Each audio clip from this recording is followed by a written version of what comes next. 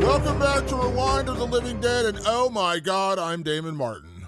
And I'm like totally Patrick era, like, oh my God.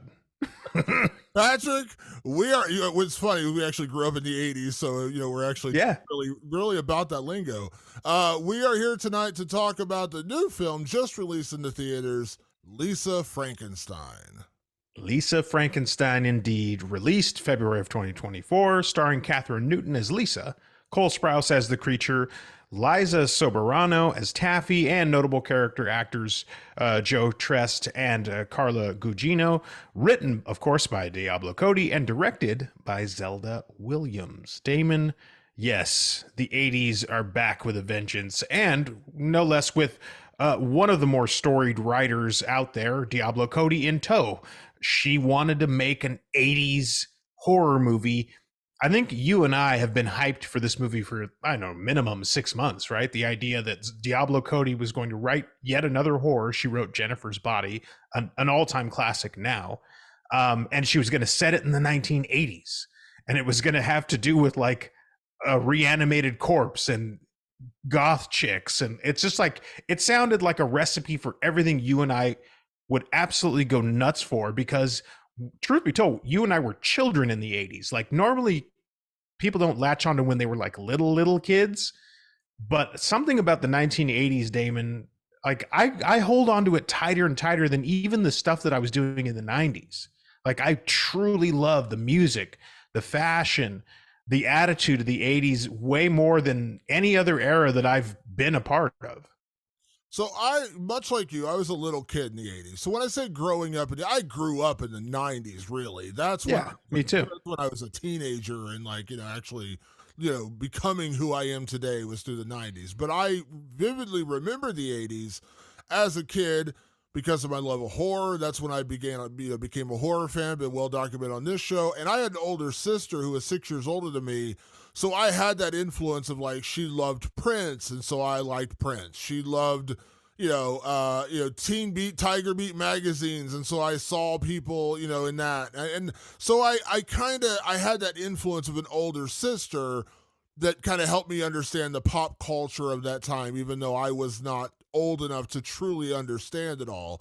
But I loved it. And so I always have a nostalgic place in my heart for not only 80s films, but shows and shows and films that like to travel back to the 80s.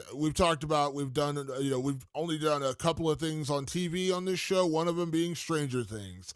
And I fully admit that while I do enjoy everything about Stranger Things and I love the show, that 80s nostalgia, man, grabs onto me and does not let me go. And I get like, it could be, if that show is rated on 1 to 100, I step in and it's an 80s show and I'm already at like 50. Like, you've already got a lot of points up on the board just being set in the 80s and doing it really well, which, Stranger Things does it really well.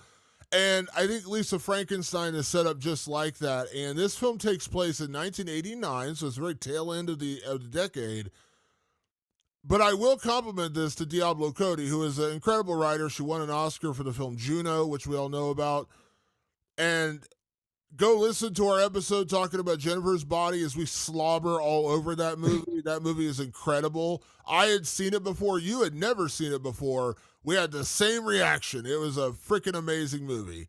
Yeah. So knowing that Diablo Cody was coming back to horror for the first time, she hasn't done horror since Jennifer's Body. Like, she's not done this genre. She's not anyone who's really stuck around this genre to do it again.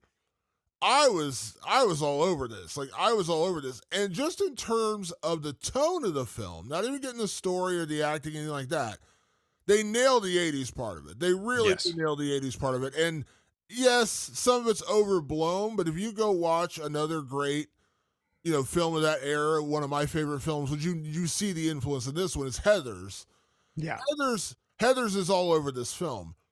Heathers is like it's almost like an exaggerated version of high school in that era and cliques in that era and things like that. Like, and that's movies in general. We understand movies are going to be exaggerated at certain points. Lisa Frankenstein does that as well. Like, it grabs the 80s and it understands it really well, and then it exaggerates certain parts of it for the fun nostalgia of it. Yeah, and the movie that because I feel like Heather's is a really edgy movie, and this one's almost like anti-edgy. Like it's almost like lighthearted on purpose, and that's fine. By the way, that's not a problem. I got more like 16 Candles vibes, like way more. It just felt like we were on like a John Hughes set. Like it kind of had that vibe to it. Um, you know, how do I put this, Damon? Despite the nostalgia, despite the style and the fact that it's horror, um, something didn't feel very 80s about this movie. I don't know what that was. It's hard to put my finger on what it was that this movie was, I guess, missing, for lack of a better term. Something was missing in this movie. I venture to say, Damon, and I know we in the past we've said it's okay if your horror movie is PG-13, but it's early in the year. It's early in 2024, and the only other movie we've reviewed that was PG-13 was Night Swim.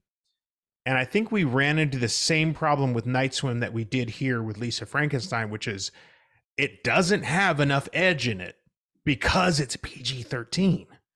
And I'm getting a little concerned that, like, is that going to be the trend, at least for this year, that like studios recognizing that horror films are actually becoming super popular, that they're going to try to shave them down to PG-13 movies so that they can get to a wider audience? Now, with Lisa Frankenstein, it makes sense. It's actually, I understood it. I was like, well, yeah, this is kind of also just a fun teen coming of age movie. They call it a coming of rage movie, which, a decent pun. I'll give them points for that.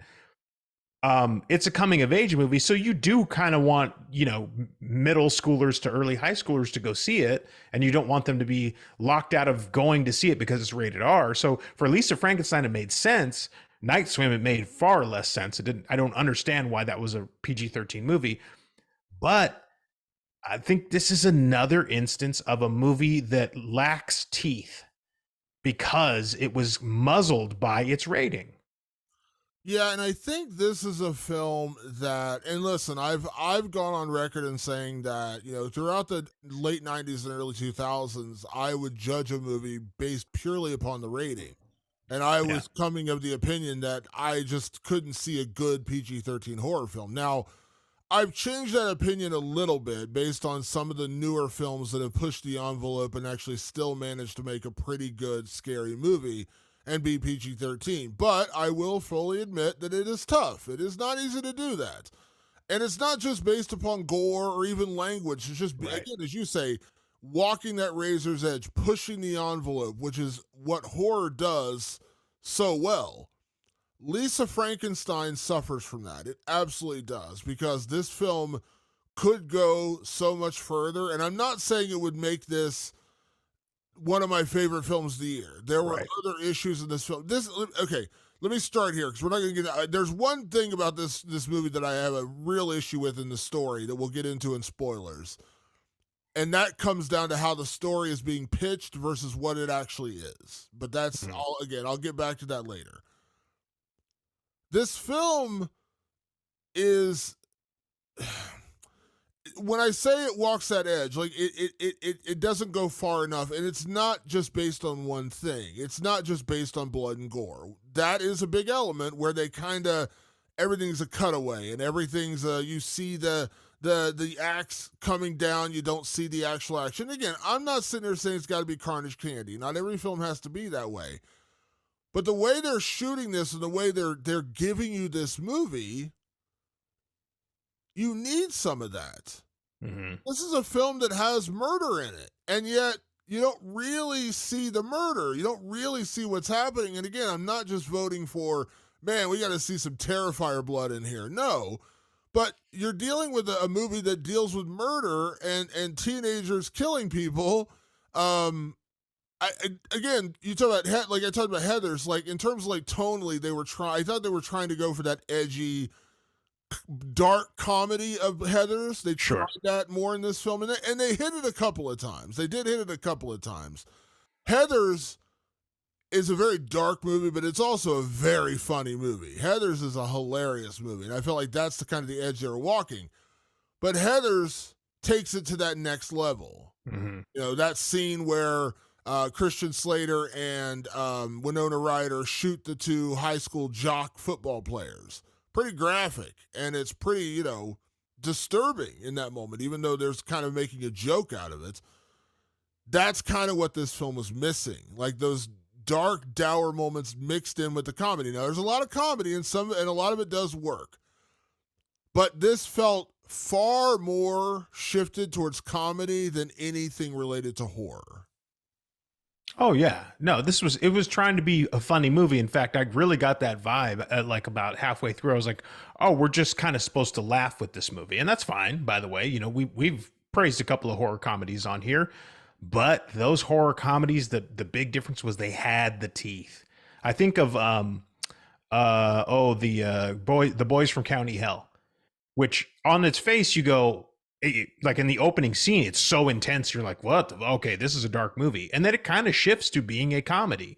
It's just a comedy that has an edge. It's a comedy that has adult content. And I'm not even talking about like graphicness or heavy sexuality. It's just like dealing with heavy themes. And this one goes, well, let's just deal with really like surface and light themes and try to sprinkle in the heavy stuff, but pull back just before it gets good. It was like, that's what happened so much. It was just like the one little thing that would be intense. And, there's stuff that goes with, like there's topics that have to do with like, being in your sort of your sexual awakening as a high schooler and stuff like that. Like they kind of get into that and then they kind of pull back just before anything can possibly get interesting or funny. I don't blame anybody in that respect of Diablo Cody or the director Zelda Williams. When you have to hit PG-13, there's probably a lot of stuff that just had to be cut. That's just like, you know what? We want to go that far, but there's no way we can go that far and keep our rating thematically.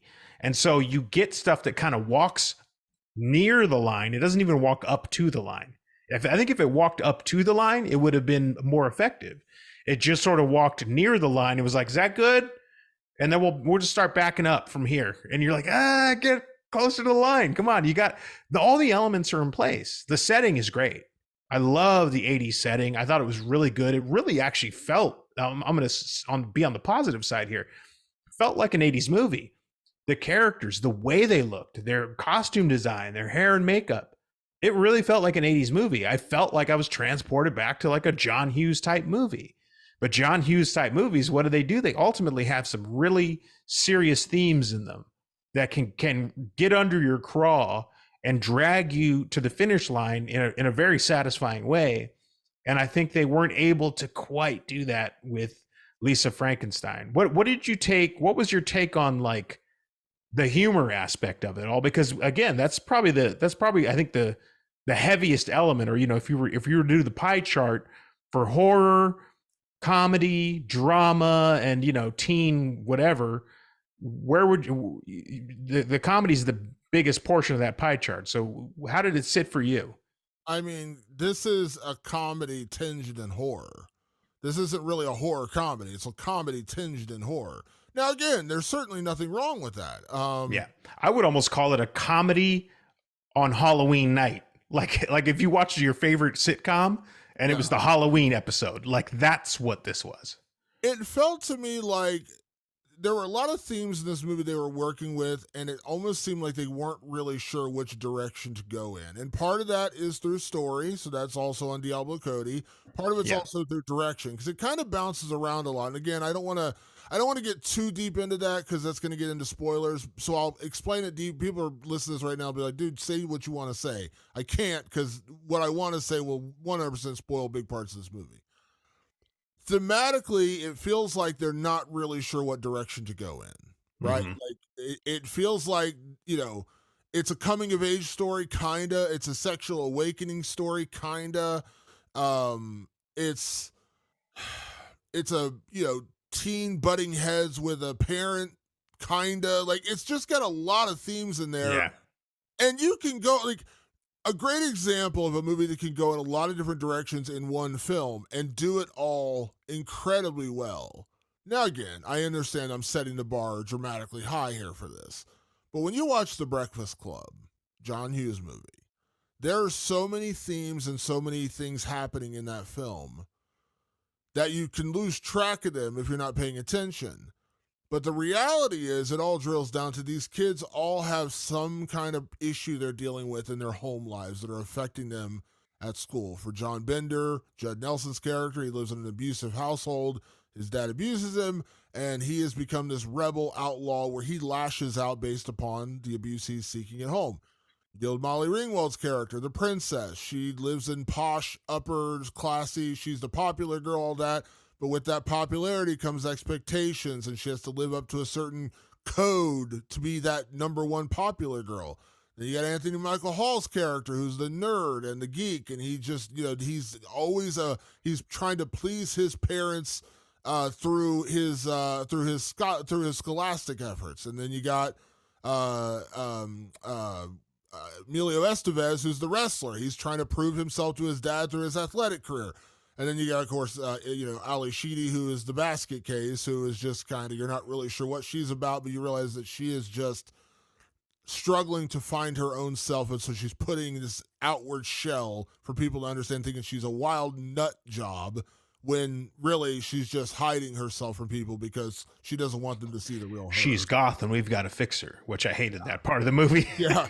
But there's a lot of themes working there, and there is sexual tension, there's, flirtation, there's rebellion, there's a lot of different things working there, but it works so well because the characters are fleshed out so well, and then when you get to know them and you see them react to each other throughout the course of the film, and by the end, it's just a brilliant piece of art. Like, it is a brilliant, brilliant piece of art. Now, Lisa Frankenstein is much more drilled down because you're really only dealing with one major character, which is Lisa Swallows, is actually her name, played by Catherine Newton. She's the lead character, and that's really where we're drilling. Everything else she is the sun, and everyone else are the planets swirling around her. This is not a film where you have the brain and the princess and the jock, and you're not dealing with 5 lead characters. You're dealing with one lead character. Even that one lead character, though, thematically, I'm not really sure what they're trying to get at with her. I'm very confused there, yeah. And like I said, it's all over the place. You know what I mean? Like, she's a kind of a disturbed teen girl. She's in a sexual awakening teen girl. She's a rebelling against her parents teen girl. Like, she is literally every character in the Breakfast Club wrapped into one, and that doesn't work. Like, it doesn't work if they're all one character.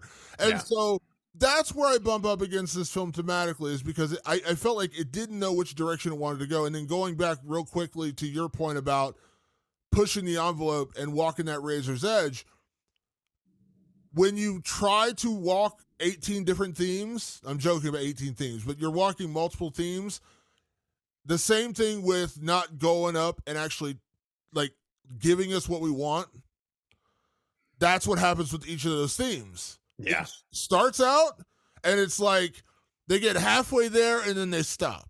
And then you get halfway there, and then they stop. And then at the end, you're just at the finish line. You're like, how the fuck did we get here? Like, how do we get to this finish line? I don't remember how we got here. That's kind of what this film... Am I making sense? Am I making sense of what I'm saying here?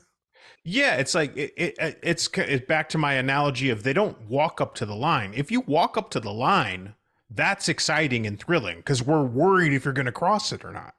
Like, then you thrill us by getting up to the line. They didn't get up to the line. And I think it's to your point, which is they were trying to do a lot with very little, which meaning they were trying to, just what you said, smash a lot of themes into just Lisa. Lisa had to carry everything. Whereas, there's some things I'm muzzled about because I don't want to get into spoilers just quite yet. But yeah, it is that. It's just like, oh, this wasn't even a tease. A tease is titillating. Like, a tease is like, oh, cool, we're almost about to get this thing. It's like they go halfway on an idea and then turn to a new idea, and then halfway to that idea and turn to another one. Let's talk about the elephant in the room, or the big hulking statue in the room. This movie's Lisa Frankenstein. There's a Frankenstein element to this movie. Let's not miss that part of it before we get into spoilers. This might actually be the strongest theme in the whole movie. Weird enough, is the idea of it's not even a theme. It's just the strongest element of this movie is indeed the Frankenstein portion of it. She, does something. We'll probably get into it a little bit more specifically in spoilers. and she has now a Frankenstein's monster on her hands. That is probably, I think, the strongest thing. And it's like, I kind of wish, well, how do I say it without getting into spoilers? I wish it was the movie. I wish the movie was like a lot of that Frankenstein stuff. Well, so the way the film is pitched, and this gets into a little bit of what I had a problem with this film thematically in terms of like the story. Correct me if I'm wrong, and I know you're not a big trailer guy. You know, you try Yeah. to know as little as you know, but you did see a little. You had to have seen this trailer because you saw other films. I know you saw. Oh yeah, I saw this trailer for sure.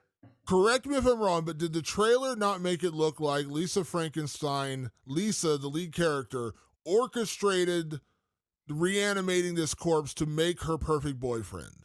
Did I miss that? That was kind of the theme of the trailer, right? Like she was she was dejected and kind of like a loner, and this was her way of making the perfect guy, was reanimating this corpse, this kind of guy. It's in the trailer. I'm not talking about what actually happens in the film. Right. In the trailer, she was like this, almost like a mad scientist who reanimated this corpse, and she was turning him into her perfect guy. Did I get that correct?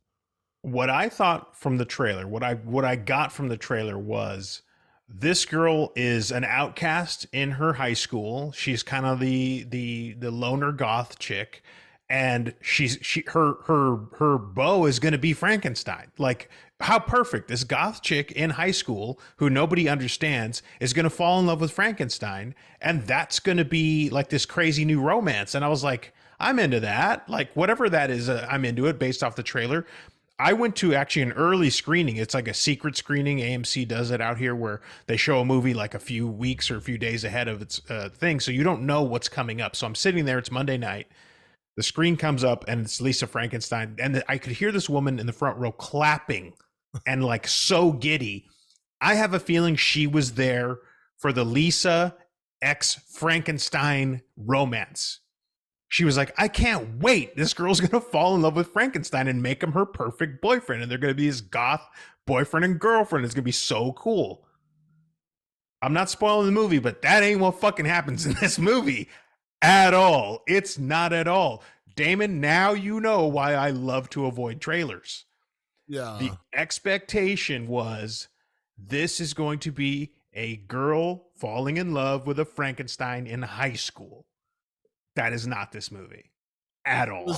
It was pitched, and the trailer made it look. And if you listen, when you hear my intro, when I said she's like making her perfect man. By the way, I wrote that earlier today before I had seen the movie because that's what the trailer and that's what the premise, the synopsis of the movie said was. Here's this girl, and she's creating her perfect man. Okay, I'm in. It's like a romantic comedy horror film. Okay, cool. I like a romantic comedy. I'm not gonna lie. Like there are certain romantic comedies I can get into. There are a few. Yeah, You there's know, a couple out there. yeah, I like Jerry Maguire. I'm not gonna lie. Like there's a couple out there that I can dig. That's what I was being pitched. And as you said, without giving everything away here, that's not what this film is. Now, does that mean this film doesn't work on some level? It still works on some level. As Sure, I yeah. said, they get the 80s elements right. The dialogue is pretty good. Catherine Newton's performance is great as a lead. And I like Catherine Newton regardless. She was great, and she's been great in pretty much everything I've seen her in. She also has another horror film we'll be reviewing in a couple of months with Abigail. She's in the Abigail movie that, Oh, that's right. Yeah. that the Radio Silence guys made. She's great. You know, Cole Sprouse isn't bad as the creature. Like, there are elements to like about this movie. I'm not making it sound like I hated this movie. I didn't. They got some things right, but as we said, thematically, they try to go in too many directions, way too many directions. That really did. And then the premise. And I'm not saying you can't surprise me. Like, I don't want to walk into Usual Suspects and know the ending before I get in. Totally. You know, I don't want to go into 7 and already know what's in the box. But this film was pitched to me as something totally different than what it ended up being. Now, I'm not saying totally, like, it's like completely different, but it's Right. the premise is different than the execution. And it was just weird to me that that's how they cut a trailer. Like, again, I know you say you hate trailers. I like a trailer. Now, I like minimal trailers. We have 2 trailers that have come out recently. Neon, the studio Neon, is absolutely killing it with their teasers for movies. They have a new film coming out this summer called Long Legs, which has Micah Monroe. It's Micah Monroe, Nicolas Cage playing a serial killer, and it's directed by Osgood Perkins, the son of the legendary Anthony Perkins from Psycho. I've seen a couple of his films, particularly The Blackcoat's Daughter, which has Emma Roberts and Kiernan Shipka in it. I love that film. Really, really well done. I am so ready for that film to come out in July, but they released the first little teaser. It's like 45 seconds. There's nothing there. It's just imagery and, whatever. But I'm so ready. And I love the minimalist way they're doing it. And then there's another film coming out called Cuckoo with Hunter Schafer from Euphoria, Dan Stevens, who's an actor that I like very much. We've talked about him in past episodes for The Rental and things like that. They released a new trailer for that today. It's like 40 seconds. It shows nothing. Mm-hmm. It's just a very minimal, like one-shot thing. And I'm like, I have no idea what I'm seeing here, but I'm way into it. That's what I get excited about. So Neon, whoever's doing the marketing over at Neon, you are, dude, woman, dude, whoever you are, I am on your side because you are giving me exactly what I want. Just enough to tease me, not giving everything away. And I think Lisa Frankenstein suffers from them trying to give me more, but it was less because it wasn't what was executed. It wasn't. And I'm okay with being subverted. I think you're trying to say the same thing too. It's like, if you want to trick me in the trailer, I'm actually for that. Like, if you want to trick me in the trailer and say, oh, you think it's going to be this, but it's not, that's great for like suspenseful movies or adventure movies, or even like a comic book movie or something. Like, trick me in the trailer, so that way I'm fully surprised when I watch it. This was trick me in the trailer and trick me in the movie too. Like, yeah. I'm not getting anything that I thought was going to happen. And this is kind of an easier, funner, lighter movie anyway. So it's like you were saying, if you're pitching me a romantic comedy, cool. Can I have one? And they're like, no, we're not doing that. Here's the teaser. Tell me Drew Barrymore's the star of Scream, and then you kill her off in the first 5 minutes. Subversive. That's cool. That's subversive. I'm all for that. What this does is it's telling me it's one thing, and then I get in there, and the story is completely different than what is being pitched. It's like a trailer for Superman, and the movie's about Batman, and you're like, what? Oh, this is a Superman movie. And like, no, it's a Batman movie. Yeah, Superman's not in it.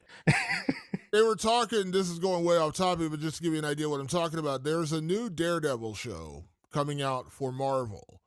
And they were doing it's like a 14 episode season they were doing, and they scrapped it and started all over again because the way it was being shot, the first 7 episodes, it was like a legal drama. It was like, I don't know like what legal dramas are out, like Boston Legal or whatever other legal dramas are out there. And Daredevil didn't even actually show up in his costume till like the 7th episode. And they're like, this isn't Daredevil. You can't do a Daredevil series and like go 7 episodes without the freaking guy. That would be like doing a Batman movie and Batman shows up in like the final frame. And you're like, hold on now. I paid for a Batman movie and you gave me Batman in like a 3-minute scene. That doesn't work. Let me be clear. That's not this severe with Lisa. Right. It's a goofy, fun horror comedy. I'm not trying to make it sound more serious than it is. Yeah. But you could have given me what this film is up front a little bit more, and it wouldn't have ruined anything for me. But the premise is not what they actually, technically what they're doing in the film. And I'm just like, it's not even that it's bad. It's more just like, why? Like, why tease that? I don't understand it. I don't quite get it. I really don't. It was weird. And by the way, that woman who was excitedly like clapping and cheering when she realized it was Lisa Frankenstein, I never heard her once after that, for the rest of the movie. Like, she was clearly going like, when's the part where they totally fall in love? Like, when is that happening? We've been sitting here for 90 minutes. So we got to get into spoilers because people at this point are like, you're just jumping around and get into what you're trying to say about this thing. So, folks, Lisa Frankenstein is out in theaters. For all the way we're talking about thematically, there's problems, and we're obviously talking about the premise being a problem.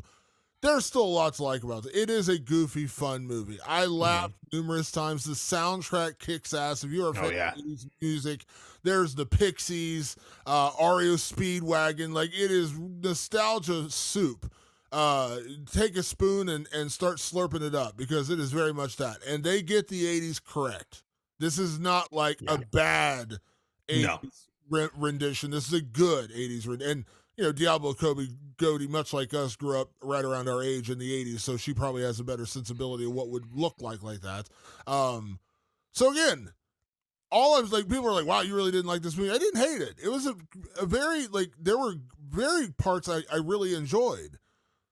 But now let's get into the part that we're trying to skip around and not talk about. And that comes down to the premise. So now let's just air the grievances. Let's have our Festivus moment. Yeah. This is the airing of grievances, Damon, please. So the premise of this movie is being pitched as a romantic comedy about a girl who is basically creating her perfect man who happens to be a Frankenstein's monster. That's not at all what happens in this film, which is she goes to this graveyard, which is an abandoned graveyard, and she's weirdly obsessed with the different tombstones, and she makes those sketches, the where you put the paper up against the gravestone. She does the Indiana Jones thing with and she makes copies of all the gravestones. There's one gravestone in particular with a guy who has like an actual he's got a bust statue, like a bust on there, his head, and so she's particularly taken, and so she talks to this gravestone that she doesn't know. The guy doesn't know anything about it, but she doesn't have any friends, and so she uses that as like a sounding board. And then one night there's a storm in town, and he just comes alive. There's no. Well, she did wish him alive. Let's be clear. She was at a party. Yeah. She got spiked. She got some spiked punch, and she was freaking out. So she just ran off into the graveyard during the storm, and she resurrects him. By the way, points to this movie for not over explaining that shit like some other movie we may or may not mention. It's a Wonderful Knife. Like it just does it and then it moves on. I appreciate that. But anyway. So they reanimate the corpse. Now, again, she wishes for it, but again, they made it sound like she's creating him. Like in the premise of the film, it's like she's making this. And then he comes out, and, of course, at first she's freaked out because it's a freaking, reanimated corpse. It's been laying there since the Victorian era, so it's way rotted and, whatever. Yeah. She's freaked out, scared by it. But then when she realizes who it is and what it is, that this is what she wished for, or she sort of wished for. Actually, what she said she wished for was she wanted to join him in death. She didn't want to live anymore. Not that she wanted him alive. She wanted to join him in death. But Damon, and that's an important thing to point out. So as we're talking about the fact that we thought this was going to be some sort of a romantic thing where they fall in love, in the moment she meets him, she immediately diffuses that by saying, no, I didn't want to be with you at all. I just wanted to be dead. That's all I was saying. And so she immediately diffuses the idea that she ever wanted to be with this guy. And then for about the next, it's 90-minute movie. The next 65 minutes, 70 minutes of the movie is Lisa lusting after a guy in school who's like the school newspaper editor who she thinks is just like the end-all be-all of maledom in her high school, and she's using the Frankenstein's monster as a means to the end. So there's no romantic feeling between them through the majority of this film. No. Damon, here's what their relationship is. Okay, so she's the outcast in this school. And there is a moment at the party where one of the kids that she knows does something pretty creepy to her. He tries to sexually assault her. He doesn't succeed, but he tries to. Well, Frankenstein, when she meets him, he has no ear and no hand. And he's asking, he's grunting. He's like, can you help me out with this hand? I don't have a hand. She goes, well, I got an idea. Why don't you go kill the guy and take his hand and I'll sew it onto you so you'll have a hand. And then he needs an ear, and she goes in, she picks a victim for him to kill that has wronged her, and they take the ear. She's his weapon. Yeah. That's what she is. Now, I think on some level, the subversiveness of that is kind of cool. And maybe Diablo Cody thought about that when she was writing it. She was like, of course, everyone's going to expect them to get together. What if instead it was this? But it's so weird, Damon, that what she's really obsessed with is this guy who's kind of a non-factor throughout the movie. They have one scene together that's of true substance. And the rest of the time, she's just sort of floating through the air anytime his aroma passes by. It almost makes her look kind of weak because you're she's way after this dude who's maybe not 100% into her. He sort of dangles the carrot, but he's not, you can tell he's not truly into her. but she'll do whatever it takes to kind of be around him. And so you're just like, huh, that kind of takes her down a peg. Like she's using this Frankenstein to kill people who have wronged her. And she's lusting after a guy who's kind of a jerk. He was part of the reason she got drugged at the party. Like, what? It was weird. That's a script problem. And when you make a film about a loner, you still have to surround them with characters to make it all make sense. And because Lisa is such a loner and her only real quote unquote friend is her stepsister, who is just remarkably nice to her and trying to like include her in everything she does, it's harder to introduce that love interest because you don't have any commonalities between them. Like her stepsister, is a cheerleader, ultra popular, like, the Molly Ringwald character, more or less. Yeah, she's the opposite. She's total opposite. Total opposite. So Lisa. her friend group are all the popular clique of cheerleaders. The guy she's lusting after is like the arty, rebel, news editor of the school newspaper. He has no, like, her stepsister doesn't even know who he is when she mentions it to him. So you've now isolated yourself, so you don't even have a bridge to get there. Like, they don't really know each other. The Lisa and the guy don't really know each other. And then the guy has kind of a girlfriend, I think. Yeah, there's one other goth girl, and he's friends with her. And she's super combative with Lisa. Yeah, she's constantly with him, so we kind of assume it's his girlfriend, I guess. But again, they never define that. Right. Yeah, they don't. And the guy she's lusting after is in this so minimally that I'm like, I don't understand really why she's going after him. Like, they have, again, one scene where you kind of see a little bit of flirtation there. That's it. That's all. And then you don't even have a bridge between them, meaning they have like similar friends. Like if her stepsister was friends with the other goth girl, or there's just like when you isolate Lisa so like dominantly in this movie, she has no bridge to get to the guy. Like she has no he doesn't really know her, she doesn't really know him. Well, that's not out there. 100%. It's not 100% true because the bridge that they had is at the party. She makes it clear to her stepsister she's got a crush on this guy, and then that guy appears. And the bridge that they give in this movie, which is not the most solid of bridges because it's something that happens off camera. It's something that's it's weird. But the bridge is that he really liked her poem, and he like publishes the school newspaper or whatever. And they have this moment where he's just like, yeah, I really dug it. And I like the thing. And it just makes her like fall head over heels for this guy. She was already crushing on him. But then he mentions he likes her like, artsy fartsy poem shit. And so she's like, oh, well, we're clearly meant to be then. That's what gets her to hone in on him and be like, oh, okay, we're clearly kindred spirits. Because he's way into my poem. I know this is like meant to be now. The problem is it's one moment and it's pretty flimsy. Like it doesn't feel like it doesn't have a lot of stakes behind it or a lot of weight behind it. So it doesn't feel like the moment that carries you through the rest of the movie.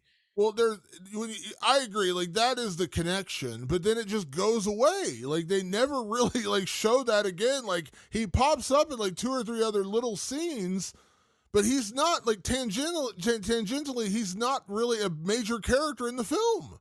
Like she's lusting after this guy, and he's ultimately in like 3 scenes. And I guarantee you, if you added up all the camera time that this guy is on screen, it's like 6 minutes, maybe in this film. And like it's just not like when you like again, we're comparing it to 80s movies. Like when you think about 16 Candles and Molly Ringwald's characters lusting after the one guy, Jake, I think is the guy's name in the film, like who looks like Jacob Elordi, truth be told. Yeah, but you see him over and over and over and over and over again. There's always this like they're constantly like strangers in the night. They're always right next to each other, but they don't quite connect. Can't Hardly Wait, which is a film that takes place in the 90s. The lead character in that movie has an obsession with Jennifer Love Hewitt's character. They don't really know each other, but he makes it clear he's had a crush on her their entire high school careers, and they keep coming within striking distance of each other, and they never quite connect until they finally connect. These two aren't even really in each other's orbits for the whole movie. Like, and this goes back to what our issue was pre-spoilers, which is there's maybe too many things going on, because I think what they're trying to do is make you think that that's what's happening with Lisa and Frankenstein. It's like what's Frankenstein's doing is he's helping her find her groove. Like he puts her in the first like goth outfit and like she kind of goes with it or whatever.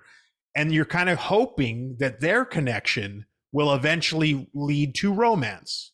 And I think, I mean, they do eventually kind of go down that path in their own weird way. It's not really like a clear way. And it's, I want to get into the character of Lisa very specifically because I think it's the biggest problem in the movie. But I think they tried to make that happen with Lisa and Frankenstein, but it wasn't landing. It just wasn't, because there, by the way, Damon, there's a lot going on in this movie. Okay. Buckle up here. Let's go. So she's a stepdaughter.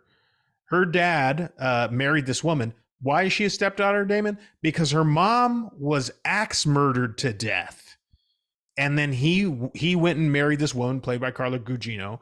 And they married into this family, and she has this stepsister Taffy, and she's bubbly and fun, and she's like, you know, brooding because she saw her mom get killed. But the mom get killed thing is like a huge thing that they never get into. And I thought, Damon, we talk about this often. Chekhov's gun. If you show it, use it. Diablo Cody, very high paid, very, very celebrated writer, put a Chekhov's gun in there and did not use it. It never comes back. It never matters again. They make a point of highlighting it, that she saw her mom get axe murdered.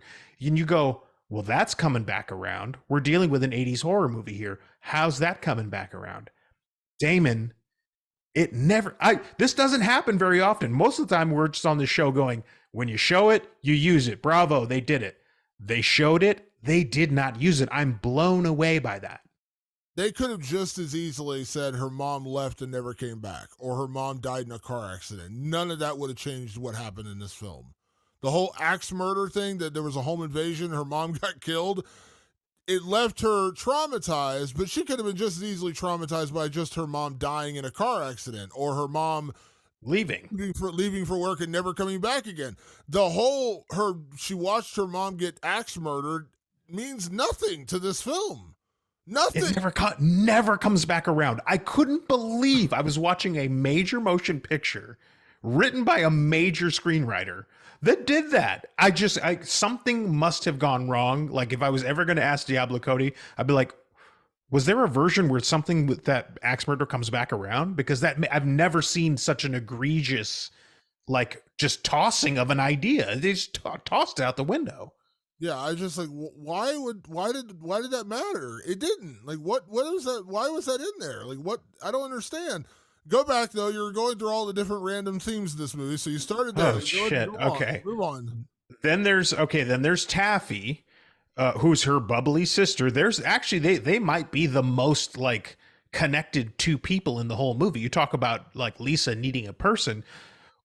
Taffy, is so just fun, and everything about her life is so positive, and she's just such the opposite of Lisa. But ultimately, what's happening is Taffy's falling in love with the guy that Lisa's lusting after. Not that they ever show it, but there is one moment, I guess, where Taffy just goes, "Ew, like, why do you like that guy?" And in that moment, I was like, oh, because Taffy's fucking that guy. That's what's going on. And indeed, that's what's happening. Taffy's fucking this guy on the sly. It never really ties to anything other than the moment near the end of the movie where Lisa's like, I'm ending it all, so I might as well go out with a literal bang. I'm going to go have sex with this guy. He's never given her any sort of inkling that he wants to have sex with her. Like, not at all. But she's decided that she's going to go have sex with him. That's also where thematically it changes again, because there are a couple moments where she talks about this guy like he is the end all be all of like her perfect equal. He's arty, he's brutish, he's a bit of a rebel, all these kind of things. Yeah, dark, mysterious. And then at certain points in the movie, she just starts talking about boning him. Like she's just like, I want to lose my virginity to this guy, and like, where did that come from? Like it's just kind of like horned in there, like no pun intended, but it's just kind of like horned into the movie, and then it really goes over the top towards the end when she's just like, I'm just gonna find this guy and bone him. It's a weird we all understand like you're crushing on this guy, but it kind of turns from like he's my ultimate equal. He's the yin to my yang. He's the counterpoint to me. He's my perfect counter person. To I just want to bone him, and it was a real weird shift in tone. Like what? Yeah, I mean, you just go, huh? Like, well, okay. And then there's this. This is more overarching than one particular story element, but it is about the evolution or de-evolution of Lisa, which is there's a certain point in the movie where you've got Happy Taffy. Okay, she is fucking the guy that's that Lisa's crushing on, but truth be told, Lisa's not engaging with that guy at all. Yeah. So that's kind of on Lisa. So I go, okay, that's kind of on Lisa. Frankenstein, he needed an ear and he needed a hand. So, Lisa helped with that by killing people that were very terrible to her. Although she killed her stepmom, her stepmom was shitty to her, but I was like, I don't know if that constitutes killing her, but okay. And then at one point, she really just flat out, I think Frankenstein kind of makes like a gesture towards her, and it's like semi-romantic. He's kind of a sweet and nice Frankenstein. He's not overly violent until he's just being told to kill. But so he just goes like, hey, what about us? And she cannot see him at all, and is just sort of like, hey, why don't you kill somebody else for me? And then I was like, oh, Lisa's the shitty person in this movie. Yeah, like Taffy was trying to make her feel good about her life, and they get into that. Taffy's like, man, I tried to like make you feel at home. I tried to make you my sister. Like I'm real. Like I've never treated you shitty like at all. Okay, fuck the guy you like, but you've never talked to him once. So what's the deal? And all these killings. They're sort of just they become her bloodlust. Like it's a really weird thing. And I was just at one point I'm like, so I'm not rooting for Lisa anymore. And I think that's the point. I do think that it's intentional in the script, but also I was like, but then the end like sort of doesn't make some sort of grand like turnaround for Lisa or anything like that. It's just like she devolves to being shitty, and she kind of just stays shitty and gets her way. Like one thing I will compliment this movie on that I appreciate was the character of Taffy, because she is like this bubbly, overly enthusiastic stepsister. And generally speaking, and this, every other film like this, the stepsister would be shitty towards Lisa.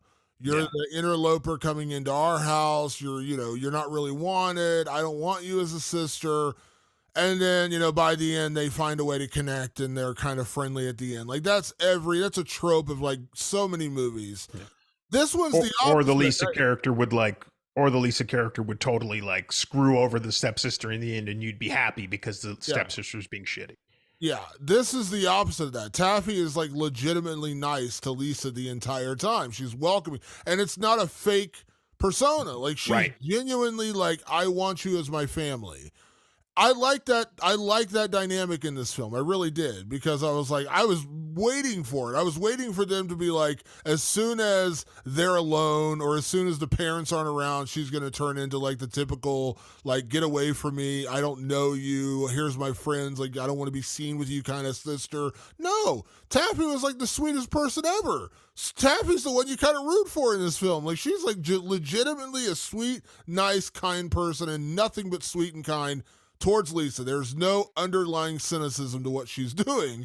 So she ends up being the character I kind of rooted for in this movie, because she's like genuinely kind and sweet to her sister, trying to welcome her in to her family after she dealt with this extreme trauma that we were told about that never plays any factor again for the rest of the movie. It's just and then by the end, So this whole so she's lusting after the rebel, the rebel guy from her school. Okay, that's I think his one. name was Michael, by the way. Michael, we, yeah. we can't, The, the guy. the rebel poet news editor from school that she lusts after, and then she just turns into lusting after him. She just wants to bone this guy, and then she finds out that Taffy's having sex with him, and so she's immediately turned off by that whole situation. And then it's only after she finds Taffy in bed with the guy does she finally turn around at the very end, and she's like, I need to have sex. I need to lose my virginity. That apparently was all that really mattered. And so then, out of all the scenarios, she decides to bone old Frankie, the creature. And then their connection is made, and then by the end she ends up sacrificing herself because she's caught up, like people are closing in on her for all the murder she's committed. And so she climbs into a malfunctioning tanning bed, zaps herself and burns alive, but then Frankie brings her back from the dead, and that's kind of how it ends. It's weird. It's just a weird way to get there. Like there is no romantic feeling but there is, because there's literally a scene where he does some dirty stuff to her in bed, but it's not even really sexual. Like it is, but there's no Yeah, she uses him as a toy, kind of. Yeah. Like he doesn't get any part of it. She's just like, if you do this to me, that'll be good. But like she's not engaging with him. She's just like, do this to me. Like he's her servant. There's no romantic feeling. There's no like connection between them at that point. Like, you think, yeah, like, not for her. Yeah, for her, she's just like, yeah, do this. You're like my, you do my bidding. Like she's not into him in that moment. Yeah, it's just a weird, again, it's just really odd. It's not until the very end of the movie that they get together, and even then you're kind of like, okay, well, she just wants to lose her virginity, so he's once again the tool to do that. It's really weird and empty because, like, the big disaster, she walks in on Taffy and Mike, and she's like, oh my God, like my stepsister, who's supposedly so great to me, is screwing this guy. That's awful. Like, oh my God. And then the one, I think the one thing that they tried to do in this movie to get to walk all the way to the edge, as we were talking about, was in this scene where Frankenstein comes in and chops the guy's dick off. Now, mind you, they do it in the most PG-13 way they possibly can. They leave most of it up to your imagination. And I actually kind of liked it. It was fine. But it's like he chops the dick off as sort of punishment, right? Like, oh my God, how dare that guy that Lisa never engaged with have sex with somebody else that he was totally connecting with. Like it's not that I don't even think it's necessarily a plot hole or bad writing. It's just clearly stating that Lisa's not the good one. Yeah. Like Lisa's not the good one. And so her attack dog chops this dude's dick off and kills him. And then he's like, hey, now I have a dick. Why don't you sew it to me and then we'll bang? And then she's like, yeah, I guess. Like, it's really like, there was no. That's when that's when she literally I'm not kidding. Literally in the film, she goes, "Oh, you cut his dick off for me." Like that's basically the line she says, and you're like, "Huh?" Like that's the spark that's going to get you interested in the Frankenstein monsters. He lopped off some dude's dick. Now he's going to have a dick. She's like, "You cut it off for me?" I'm like, what? Huh? So, yeah, and it's sort of like, okay, that's vapid teenageism. Which there is a lot of that in Jennifer's Body. So I'm like, okay, cool. Like it's vapid teenageism, but you just go, well, man, by the end of this movie, I just don't like Lisa at all. And so that payoff in the end where she gets into the tanning bed to kill herself, and then she reanimates as Lisa Frankenstein, as Frankenstein's wife or bride. It's like, but she didn't give a shit about him the entire movie, and now she's married to him in the afterlife. Like, why is that a satisfying conclusion? It's not. Yeah, it's, again, to go back to the classic 80s films, if you want to see that, it's like there's a million versions of this where, it's always like the nerdy guy that the girl sees eventually, or the nerdy girl the guy sees eventually. It's a a tale as old as time with romantic comedies and things like that. And they do get a little boring and vapid when they're doing it like that. But that's a we were friends, or I was your tutor, or whatever the case may be, and I never saw you in that light. Um, Can't Buy Me Love is a great example of that. The head cheerleader, the dorkiest, nerdiest guy played by Patrick Dempsey, cuts her lawn. She wouldn't know him if she stepped on his face. She wouldn't recognize him beyond being the lawn boy and the nerd in school. And so he's obsessed with becoming popular during his senior year. So he can't get her to know as him. So he pays her $1,000 because she needs to fix an outfit she ruined of her mother's that she's going to get in a lot of trouble with. He pays her $1,000 so she can buy a new outfit. And for 1 month, they have to pretend to be boyfriend and girlfriend. And she's dreading this. She's like, oh my God, I have to pretend to be this guy's girlfriend. And lo and behold, during that month, she actually falls for him. He's actually a good dude. And, all the the clicks and the popular versus nerdy, all those little things fall away. And she really falls for this guy during that month that they're spending together. That is a tale as old as time in film. And by the way, I love Can't Buy Me Love. I adore that movie. Grew up on that movie. I love that movie. You threw shit on my house, man. Who doesn't love Can't Buy Me Love? That's what they were trying. Like, I feel like that's what they wanted to do here. Like, the Frankenstein monster was like, he's a monster, he's a tool. I'm using him to get this guy. And then she realizes over time, oh, he's devoted to me. He loves me for who I am. He's everything that I want. Right. I made this fallacy out of this rebel guy at school that I thought I was in love with just as a thing. This is truly a guy who actually cares about me. That's the direction I thought they were going. And it didn't happen. It never happens. Well, it happens for Frankenstein. It's true for his arc completely. What's weird about it is that the person that he, imagine he's the Patrick Dempsey parallel. Imagine the girl who was like, ugh, you, is at the end still like, ugh, you, but okay. Like, it was weird. It's just weird how, like, her arc for him never changed. She was just so, like, self-absorbed. And so in the end, she was like, oh, you'll take my virginity? I guess you'll do. Like, that's really what it was. It wasn't like some grand, like, epiphany, like, oh my God, of course Frankenstein was there for me the whole way through. He killed for me. He did everything. He changed my life in the best way possible. It was just like, you got shittier and shittier and shittier as a character, and then you realized how good this guy was, and you just settled on him. You just settled for him, like, in a very unceremonious way. And nothing about their final coming together felt earned. No, not at all. And that's what I said. Like, you're just waiting for them. Like, oh, she's going to start to realize, like, she cares about him and she needs him and she relies on him. That doesn't ever happen. Really, their connection is, oh, you cut off a guy's dick? Well, let's bone. Great, I need to get boned. Like can't a dildo do that? It's almost the same principle. Like, she was just like, oh, cool. So you have the dick now. That's fine. Yeah, it was, again, like I said, thematically, it's a coming of age story. It's a rebellious teen story. It's a sexual awakening story. Like, it's just all over the map. It is. But the most jarring thing of all was that there was sort of no redemption for Lisa. Not that there necessarily needed to be, but I was just like, if anything, I would have, if I'm going to do a rewrite of The Living Dead, in the end, it would have been kind of interesting if Frankenstein killed her, because she just became so like bloodlusty and sort of like had the blinders on that she's going to do whatever it takes to get what she wants. She's clearly become the bad guy of the movie.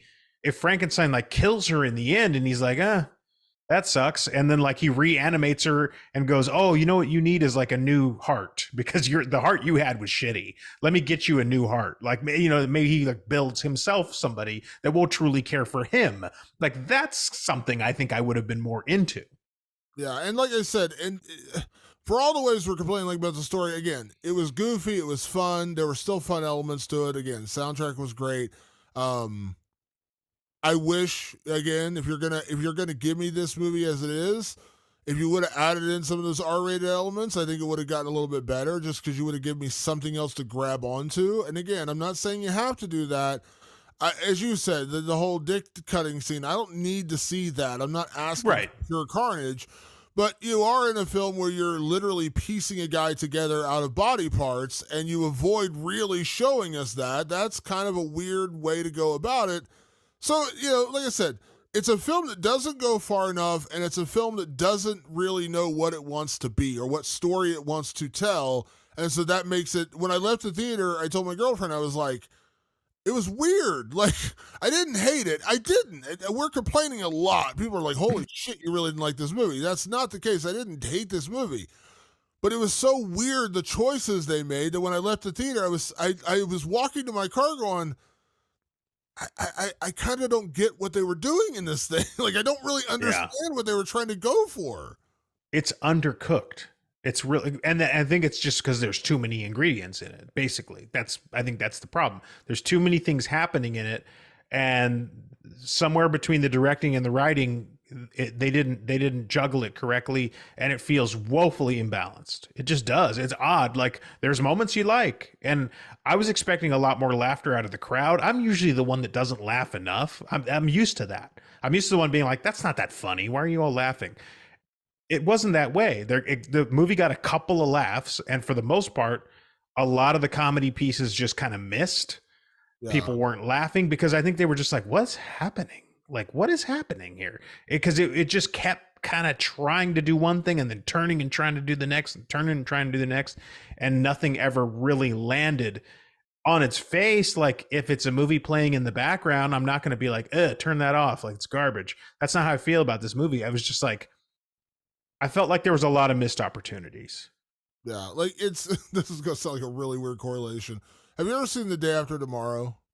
Yes. The big snow, whatever. When it's cold and snowy here in Ohio, where I'm from, and The Day After Tomorrow comes on, I like to watch it. It's ridiculous. It makes no sense. The wolves attacking, and like it's so out there. It's just not a great movie.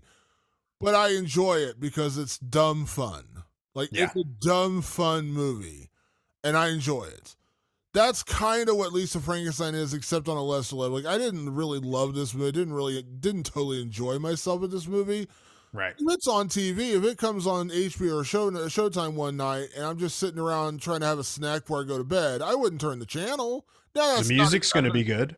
Yeah, that's not like a raving endorsement or anything.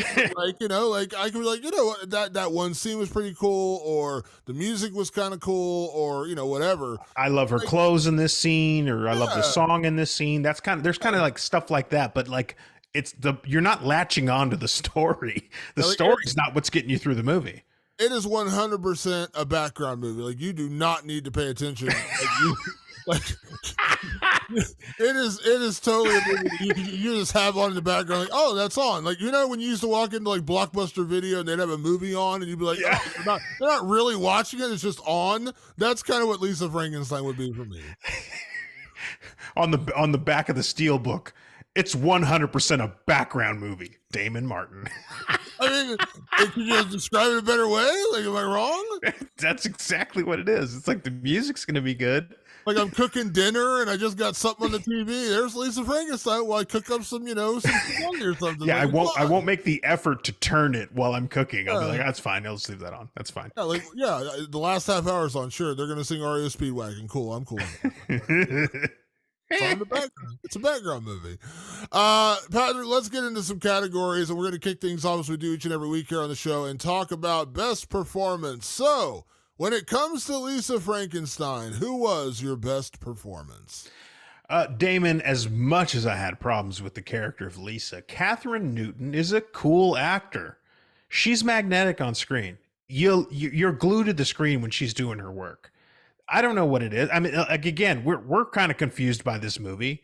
We're kind of taken aback. But when I kind of scanned the movie and I was thinking about performances, I go, anytime she was on screen, I was committed. The commitment didn't pay off, but that's not necessarily her fault as an actor. Again, I've said this before many times. Performances are usually totally fine in movies. It's the script that I have a problem with, and I think I had a problem with the script more than anything in this movie, because I don't know what it was doing. But I know what she was doing. I know what she was going for. She was a troubled girl who kind of wanted to unleash her freakness, and she did it. And it took Katherine Newton's ability to kind of subtly tweak her character from where she started to where it ended. And, she did that job. Yeah, Catherine Newton is really good. The first time I remember seeing her, and I'm looking at her filmography right now, she was in Paranormal Activity 4, which I totally don't remember. She was in Lady Bird, which I've seen, and I don't really remember. And she was in Three Billboards Outside Ebbing, Missouri, which Oh, I yeah. really enjoyed.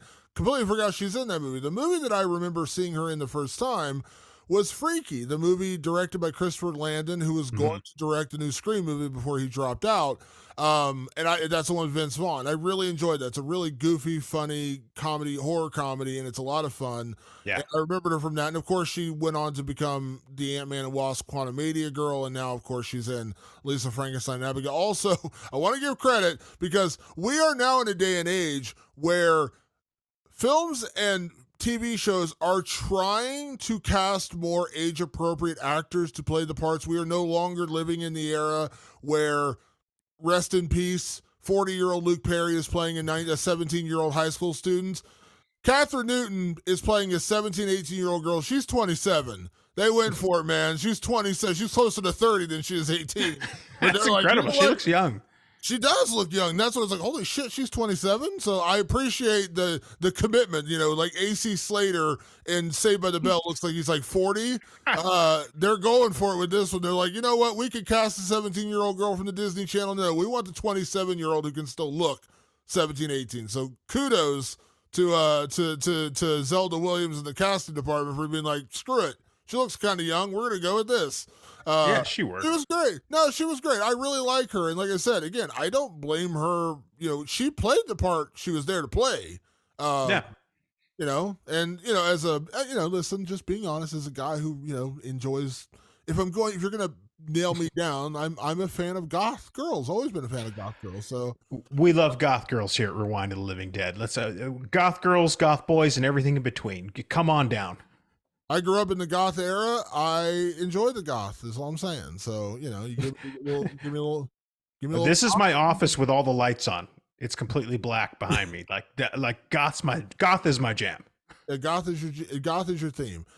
So for me, my best performance, I could easily this is a Catherine Newton movie, and I know Cole Sprouse plays the creature, but it's not that he does a bad job necessarily. He literally does not say a line till the end of the movie, and he's reading from a book. He says nothing. He's just grunting and moaning the entire movie. Which, by the way, he just suddenly could speak at the end, which is, I guess, he ripped out someone's vocal cords and yeah, he got some vocal cords somewhere. But he's not bad. But I'm just kind of like, yeah, that wasn't exactly like, it wasn't an awe-inspiring performance. So my best performance goes to the great Carla Gugino as Janet Swallows, the stepmother to Lisa. She's not in the movie that much. She's in the first half hour, 40 minutes, maybe. And she's the first person that the creature kills and takes her ear. And they bury her, and then the rest of the movie, the daughter, her stepsister, and her dad, which, by the way, hilariously, the dad played by Joe Crest, he plays Dale the dad. He is literally, it's the dad who plays Mr. Mr. Wheeler in Stranger Things. That's right. Mike's dad he plays literally the same character. He's got the glasses. They're just like, hold on, you're shooting Stranger Things? Can we take your wardrobe and just put you in this movie instead? He plays the exact same character in Lisa Frankenstein. It is the same actor playing Mr. Wheeler, except he is now in Lisa Frankenstein. I was cracking up when I saw him. I was like, Jesus Christ, you literally just implanted him from the show and put him in the movie. But Carla Gugino is one of those character actors who is in a million things. Now, she does a lot of stuff with Mike Flanagan. She was in The Haunting of Hill House. Just recently, she was absolutely deliciously brilliant in The Fall of the House of Usher. Did you finish that? Did you watch The Fall of the House of Usher? I did. I didn't feel about it the way you did. Okay, I loved it. I absolutely loved it. She is just incredible in that show. And she's incredible in everything she's been in. I have been a huge fan of Carla Gugino for a lot of years. And I'm just giving her flowers. She is great. She plays I talked earlier about how Taffy should be the mean older sister, the mean sister to Lisa, because that's the stereotypical relationship they would share. Carla Gugino's character is that. She's the one who doesn't like Lisa and doesn't really accept her into their family and thinks she's messed up because she doesn't fit in with everyone else, and she's not a conformist, and she's not dressing like her daughter who's the cheerleader, and she's trying to mold Lisa into this person, and then she's also like convinced that Lisa is just messed up, and so she's desperately wanting to put her into a mental facility, which is where she's a nurse. She plays that role, but she is, again, the role that you think Taffy would be, which, again, I appreciate they didn't just go down that generic route and make her the bad girl who hates her sister. Carla Gugino's character is that, and she's great at it. She's 100% the evil stepmother, which you get from time to time in 80s and 90s movies. There was always the evil stepmother. Carla Gugino plays it perfectly. I was reading a review and somebody called her, a bit of a Nurse Ratched for this movie. Like you just were like, oh wow, you are like evil through and through. But she's not in a ton of the movie. She's not. She's really in just kind of the first part of the movie. But I almost gave her my best performance because she is a powerhouse. She's just one of those very good actors that really comes in and can shine if she needs to. She can turn it right on. She did it in this movie. Yeah, I don't want to say, when I say underappreciated, like she's not typically a lead. Like she does Right. a lot of supporting roles, but she is great. Everything she's in, she's incredible. And I want to give her flowers because she was in 30 minutes of this movie, and every scene she's in, she stole, in my opinion. So I love Carla. I agree. Gugino, and more Carla Gugino is all I'm saying. Give me more of that. Let's move on to our next category, and that is our Ken Foray Banana Hammock MVP award. This is the award we named after the great character actor Ken Foray from the film From Beyond, when he goes down to a basement to save the day, but he's wearing nothing but a thong bikini because he's got to be ready for action whenever. And that's what we named this award after, the Ken Foray Banana Hammock MVP award. So who is your MVP, the most valuable player of Lisa Frankenstein? My MVP goes to Liza Soberano, who plays Taffy, or the character of Taffy, or Liza. Either way, this was a great character for all the things that we've talked about, which is they completely subvert the expectations of the evil stepsister because they're kind of setting you up for that the whole movie.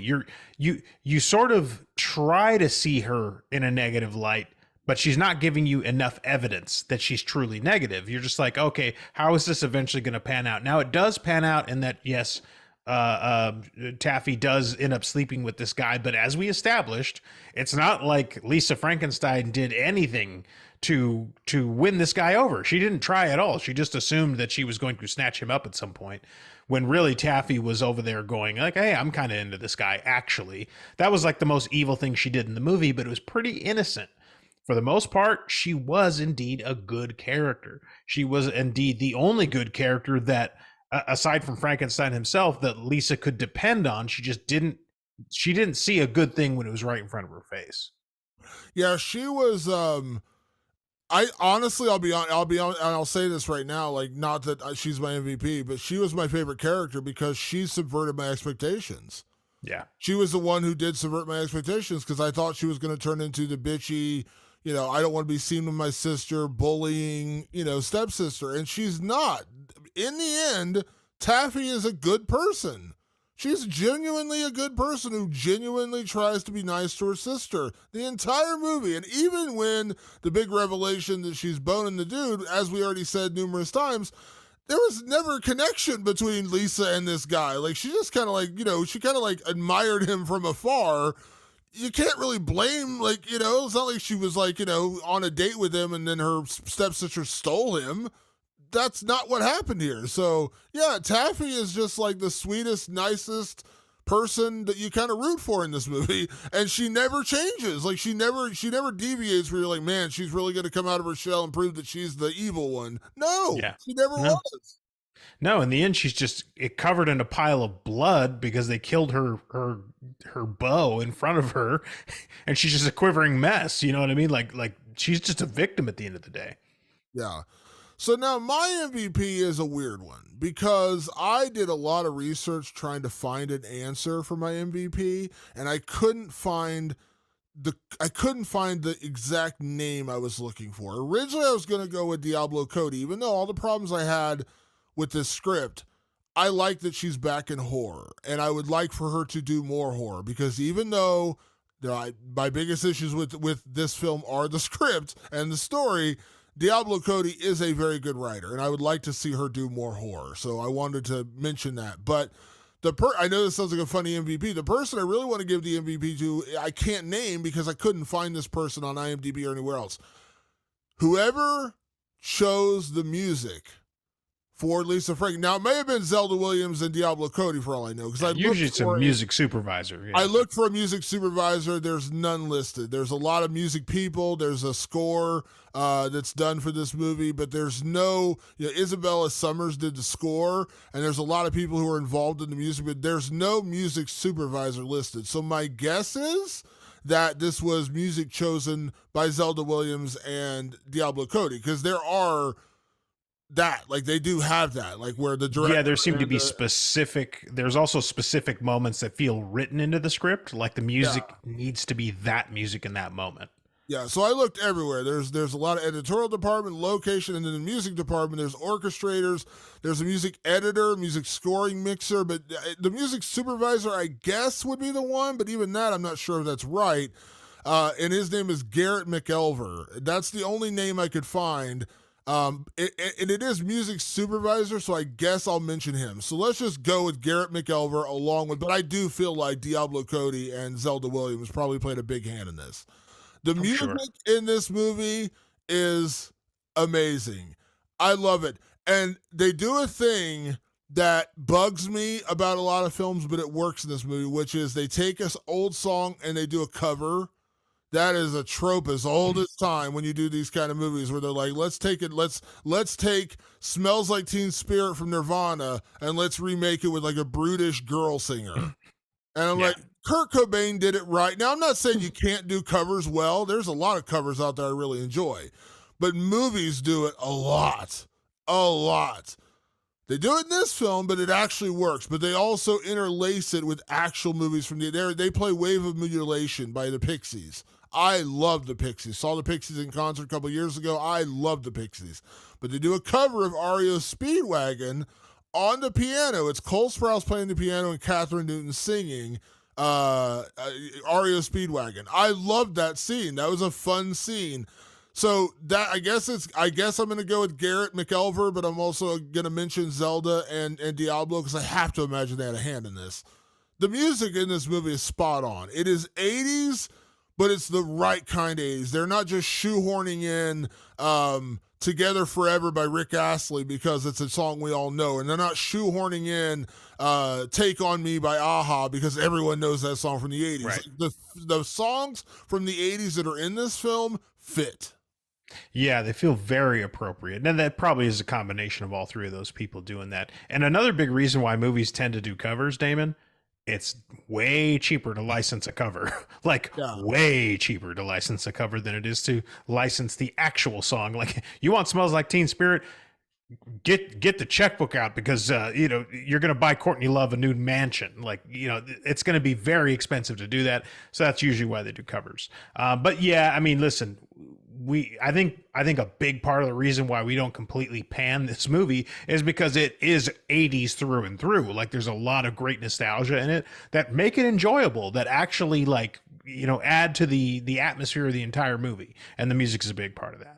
And you have to also understand, one thing I want to mention here that for like a little inside baseball, I know you know this, Patrick, but for the listeners out there, whenever there's a song in a movie, the band or whoever owns the music of the band has to give permission. You don't just get to pay them a fee. Oh no, we're going to put your movie in here. I saw a thing the other day. There was an interview because the Sopranos are doing their anniversary right now. Their 30th, I think it's their 30th or 25th year anniversary of the Sopranos. And there's an interview out there with Steve Perry. If you watch the Sopranos, the series finale features "Don't Stop Believin'" by Journey at the very end. It's the final song in the Sopranos. And they had to go to all the band, and Journey was okay with it, but at this point, Steve Perry was one of the writers, so you still had to get Steve Perry's permission, and he turned it down. He's like, I don't want my song in there, and then he said, if you're going to let my song go in there, I got to know what it's being used for. You can't just put it in The Sopranos. I don't want my song being played when someone gets killed. He's like, I don't want that because your song lives forever in those moments. And so as secretive and as protected as that final episode of The Sopranos, like one of the most watched, anticipated finales of all time, Like 2 weeks before they showed it, they went to Steve Perry and said, "Here's what happens. So can we use this song?" And he gave them their permission, and they put it in right before it aired, like 2 weeks before or 3 weeks before, and he gave permission because they told him the ending, and they said, "Can we use it?" And he said, "Sure." So the fact that they're using the Pixie song "Wave of Mutilation," they had to go to Frank Black or the band, Kim, what's her name, Kim. I can't remember her last name. The other members of the Pixies, they had to go to them and say, "Can we use this?" It's not just, "Hey, here's $10,000. We're going to use your song." They got to know what it's being used for. And so every time you select a song like this in a film, you have to get permission. And the artists, now some artists may not give a shit. They may say, "Oh, you just give me $10,000. I don't care what you're using it for." But a lot of artists that are very specific about how their music is used, that's why you see covers a lot of times, because not only is it cheaper, but it's also because the other artist is like, "No, you're not using my song in that." And they're like, "Okay, well, let's go to, artist, that you've never heard of that does a cover on Spotify that has like 4,000 listens. We're going to take that one. We pay them $5,000 and they're completely okay with it." The movie Thunder Road by the great Jim Cummings. Oh, yeah. It's named after Thunder Road by Bruce Springsteen because the short film is based on that. Well, he begrudgingly allowed them to use it for the short film. When they said, "Oh, cool, can we use it for the feature?" He's like, "Fuck no." And there's no chance I'm going to sign off on that. Like, you got lucky letting me. You're lucky I let you use it for the short. Absolutely don't get to use it for the movie, because he didn't like what the movie's themes were about. So he was like, "Nope, you're not using my." So they cut it off in the feature length movie right when Thunder Road's about to play. They cut to the next scene because Bruce Springsteen was like, "Absolutely fucking not." Yeah, and a lot of artists charge an arm and a leg. Like, I remember the Sons of Anarchy series finale, they had a Bruce Springsteen song in there. And I remember seeing an interview with Kurt Sutter where he's like, "Yeah, we basically had to spend the entire music budget to use that one song for Bruce Springsteen because he wanted a boatload to let us use his song." And it's in one scene, it's a pivotal scene, and it's like 30 seconds of a song, but they're like, "We wanted it, so here's the whole fucking kitchen sink to get you to do it." And Bruce Springsteen signed off on it. So, yeah, when you hear a song in a movie, there's a lot more that goes into it than just like, "Oh, let's use that song." Yeah, lesson for the indie filmmakers out there: just don't choose a Bruce Springsteen song. Just think of somebody else, not Bruce. Yeah, there's a reason why when you see a soundtrack of like not saying lower budget, but like a lot of smaller studio films that like you're like, "What? Who are these people they have in the soundtrack?" It's because they can't afford to pay Bruce Springsteen $3 million to use his song for 8 seconds. That's exactly why. Let's move on to our next category. Now, we don't have audio because the film literally just came out, but there are a lot of good one-liners in this movie. I struggled to come up with best line because I was like, "Oh, that's really good, and that's funny, and that's funny, and that's funny." What was your best line from Lisa Frankenstein? Even though we can't play it. We can't play it, Damon, so I'm going to say it for you, but I could not have a Diablo Cody movie on our podcast and not do a best line. She is Diablo Cody for a reason. She's a very unique writer. This is early in the movie. We talked about one of Lisa's classmates was he was trying to be inappropriate with her at a party, and she starts to get sick. So he goes to help her, and he's like pulling back her hair while she's throwing up, and he's holding her hair. Now she's got 80s crimped hair, that classic curly crimped hair, and he's gathering it up, and he goes, "Your hair feels like Easter grass." And that, by the way, the whole movie theater erupted in laughter at that. Because if you know anything about Easter grass, it's this plasticky, weird, curly green grass that they put in your Easter basket. And every kid knows the feeling of that. And I just laughed. I was like, that's really funny. That is honestly one of the most brilliant descriptions I've ever heard injected into a film. Because as a writer, I write professionally. I would have never in a million years have thought of that. And when I saw that line, I was like, that is so great. That is the perfect description of overly hairsprayed, crimped hair from the 80s. Your hair feels like Easter grass. Holy crap. Way to go, Diablo Cody. That was the perfect line. I was like, I would have never in a million years thought of that line. What a great line. So I had a couple in here that I was like, "Oh, that's the line." There's one really funny one where she just like randomly tells him, she's like, "All right, you stay here. I got to go change my pad." And I was like, "What?" It was just really funny, like just so jarring. But the one I chose, was when things do get a little sexual later in the movie, which is they're in her room with Frankenstein the creature and Lisa, and he finds her massage wand. I'm not going to sit here and listen. I'm not going to say I don't know what this is used for. I'm not going to play dumb like, oh, I know. What is that used for? It's a massage wand with a very, very powerful vibrating head. If you, please, for the love of God, anyone who's either, you got to know what I'm talking about. Like, you got to know what I'm talking about. It is not in any way, shape, or form used for a massage wand. It is a wand with a round head on top, and you are not massaging your back with this thing, although I guess technically you could. Technically, it's a back massager. If you are a woman, you are absolutely using this on a different body part. I'll leave it there without getting too crude. They find the massager, and she tells him it's a massager for your back. And she says, my aunt gave this to me and told me it would give me a better personality. I cried laughing because she knows what it's for. Like, she knows what it's actually used for. But she goes, yeah, my aunt gave me this and told me it would give me a better personality. Yeah, I like that line. That was another one of my favorite lines. I think another one that I'll like honorable mention was, I think it was from Carla Gugino, because she's really bullying Lisa. And, you know, again, we established that Lisa's mom was axe murdered to death. And somebody, I think maybe it was even the dad, brought it up like, hey, you know, go easy on her. And she says, nobody coddled me when my dad blew up in Da Nang. Yeah. I was like, that's funny. Yeah. But there was like I said, the dialogue is great. Like, Diablo Cody. Yeah, but that line, the line with the massage gun, when she's just like, my aunt said it'd give me a better personality. I was crying, laughing at that one. Yeah, she knew there was some tension there you needed to rub out, for lack of a better word. So now, Patrick, a big part of this movie, there's not really gore because it's PG-13. You do see a severed hand and a severed ear, but again, there's not a lot of blood. And we already mentioned with the severed wiener, there's no revision of that in this film. Right. There's not really gore. But one thing that does play an integral part is Lisa sort of piecing together Frankenstein, because when he comes out of the grave, he doesn't have a hand, he doesn't have an ear, and he doesn't have he's a Ken doll. He doesn't have his male body parts. So she pieces him together from parts of other people.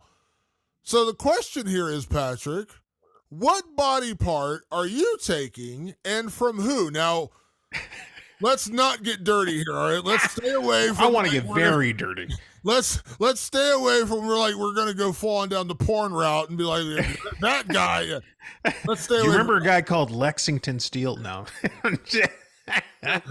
Yeah, there's a guy named Mandingo. We're not going to go down that route today. We're not going to go down that route today. So, what body... This is a really dangerous subject to get on. It is. What body part and from who are you stealing in the Rewind of the Living Dead PG-13 movie that we're making here today? Damon, I'm going to tell you right now, you and I are both, I think, a big fan of this guy and a big fan of his work, and that's Jacob Elordi. Now, Jacob Elordi, ironically enough, is going to play Frankenstein in Guillermo del Toro's Frankenstein coming up. I'm actually really excited to see that. Damon, you know me. You've known me for, I don't know, a decade or so. The first time I ever said, hey, Damon, and you turned around, you probably missed me because I'm a foot shorter than you. Now, I'm actually fine with my height, truth be told. I actually don't have a problem with it. But, it's inconvenient sometimes. And sometimes when I really need to get to the top shelf, I go, God damn, if I was just a little bit taller. So I'm going to take Jacob Elordi's legs because that motherfucker's like 6'7". I don't know what he is. I could take like 6 inches off his legs and he'd still be pretty tall. Yeah, you're feeling a little skilo over there. I wish it was a little bit taller. Just a little bit taller. Yeah.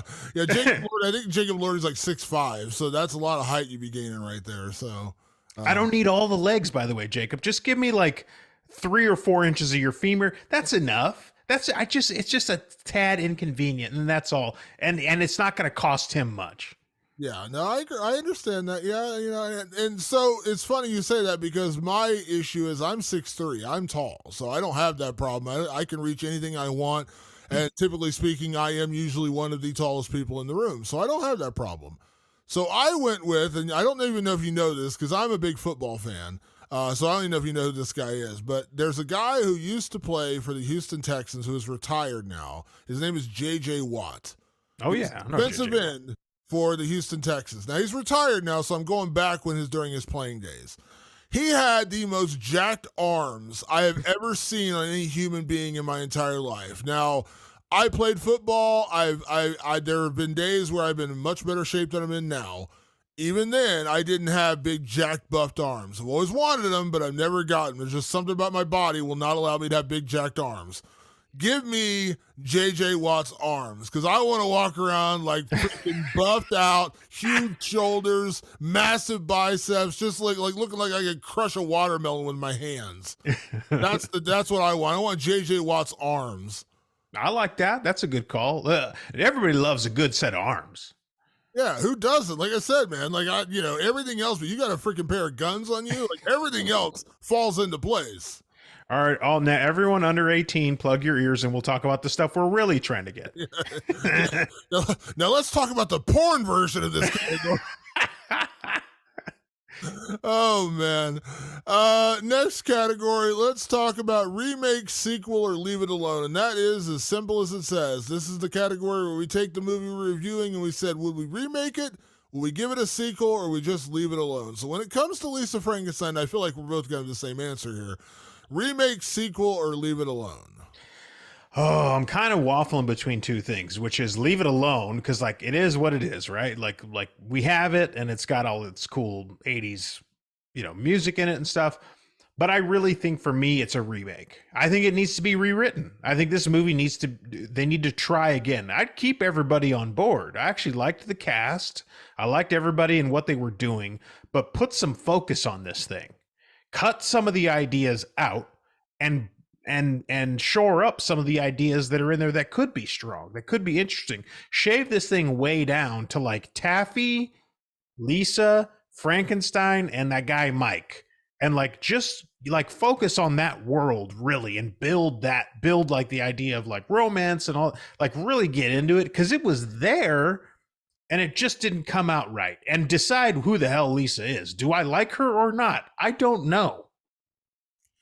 The answer is 100% remake. And it's just exactly what you said. I don't want to repeat what you said, but it's exactly that. Give me a cohesive story that doesn't just switch into every other direction, and either give me the Can't Buy Me Love version where she quietly falls in love with the monster and it happens throughout the movie and not just randomly at the end, or give me the version where she is crushing on this guy and they get together, and that's the version we're giving it. Whatever it is, give me the version where it makes sense. Either it makes sense why she's lusting after this guy, or it makes sense that she eventually falls for the monster. Neither of those things happen in this film, so that would be so give me one of those versions. If you're gonna give me an 80s film, and this film does work perfectly as an 80s movie. It looks 80s, it sounds 80s, it dresses 80s, all that's spot on. You got that part nailed down.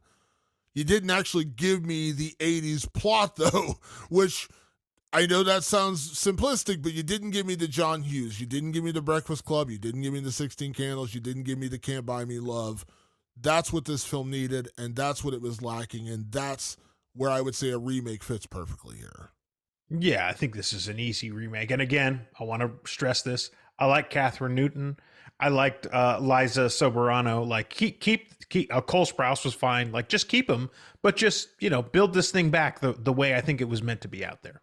Yeah, and it's not even there's nothing I would replace. It's just tweak it. Like, and I think it's the story I would fix. That's it. I think Diablo Cody's a great writer. I would just say rework the script. Give me some of the same dialogue. Again, pieces and elements of this film all work.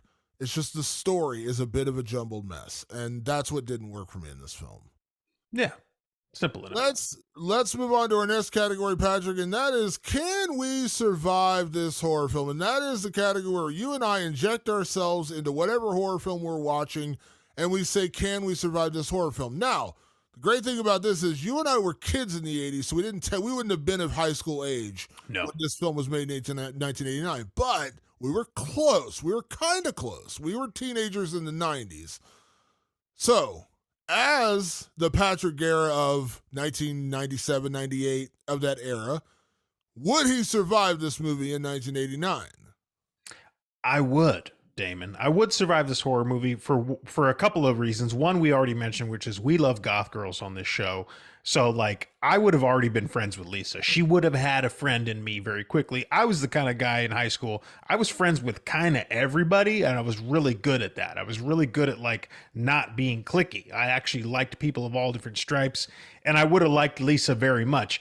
Now that actually does raise an interesting question because first of all, I wouldn't have done her dirty because I wasn't a creep at all. I wouldn't have done anything that would have made her, turn her ire against me and have Frankenstein chop a piece of my body off. I don't think that would have happened. But there is a point in the movie where she just becomes like hungry for what she wants. And maybe she was just like, you know what? Patrick's nose is better than yours, Frankenstein. Chop his off. Like, I don't know if that would have happened to me or not. But Yeah. I know I wouldn't have done her any wrong. So the odds of me surviving, I think, are pretty good. So I'm going to agree and say I would probably survive this for a lot of the same reasons you said, because I admit I am very fan friendly towards goth lifestyle. So, Yeah. Lisa showing up in school looking like, she was an extra in Beetlejuice, I would have been like, yeah, okay, you look like Lydia Dietz. All right, I'm down with Yep. this. Like, I would have been the guy like, so what do you got going on Friday night? You free? Like, fuck this Michael guy. I don't really care about him. Come, like, hang out. I wore a lot of band t-shirts in high school. Like, come on, let's go out. And then I don't think I would have gotten on the radar the other way because, like, again, she wouldn't have a reason to want to, like, use me like as like a revenge kind of thing. Like, even though it does get a little wobbly in like her execution of this, like the hand she steals is from the creeper who basically tries to assault her at a party. The ear she steals is from the stepmother who is cruel to her. And the one that's bad is the guy who the dick he cuts off because that's the guy she's lusting over, even though he really didn't do anything wrong, actually. He didn't cheat on her. He did nothing wrong to her. Yeah. It wasn't like they were dating. He just didn't like her in that way. But that goes back to the story problems. So, yeah, I think I'd be okay. And also, we didn't mention best line. Did you notice Catch early in the film when they mentioned the word Hesher? And I was like, Yeah. Patrick's got to love the Hesher word. I really love, dude, I literally in the theater they were like, I hear all the Heshers hang out there. I was like, hell yeah. I literally was like, hell yeah. Man, I was sitting in my theater and I started chuckling. And I think Taylor, my girlfriend, looked over at me and I was like, that's where Patrick would be right there. I was like, he's Hesher. I'm gonna divert for just a second here. During the pandemic, a lot of people were kind of staying away from people, and I was too. So when I decided, like, you know what, I want to go out and get some fresh air, we would go to a cemetery.